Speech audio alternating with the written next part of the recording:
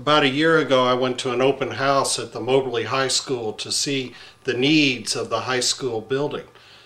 After 20 years of living here, I had been in the auditorium and the gymnasium hundreds of times, but I'd never been in a classroom. I think the most important thing that our schools do for our youth and our students is to teach. But there's a problem with the Moberly High School. The problem is that the building makes it hard for our teachers to teach. First, there's the problem with technology.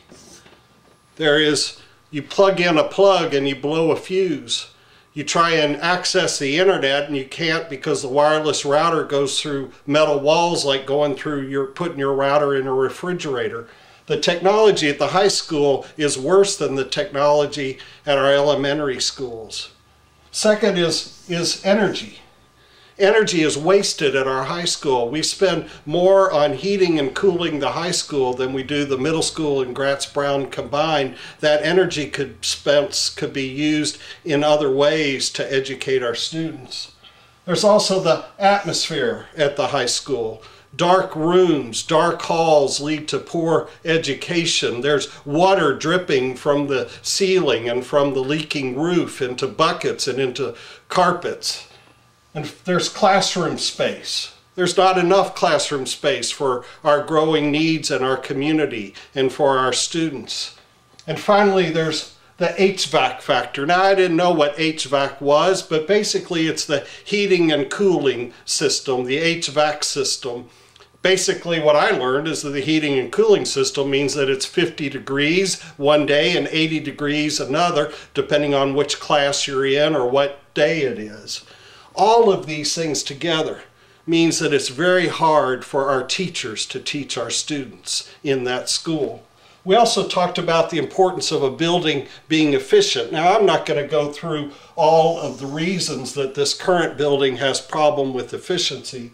And finally, we talked about wanting a place for our students to be safe and all of the deficiencies in our current building about the safety of our schools.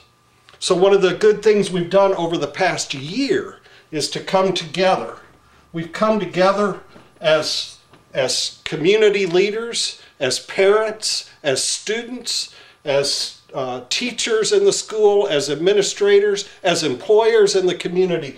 We've come together to seek to make a better high school. We've come together to make a school that's more efficient and more safe for our kids so that we can really teach our children. We've come together to say yes on S. We can make a difference. Our children can't vote about their future, but we can. And we can make a difference by voting yes on S in April. You know, it makes sense. This is the time, this is the issue for us to make a difference in the education of our children, to make a difference in our community. It makes sense for us now. It makes about 47 cents. Don't you think?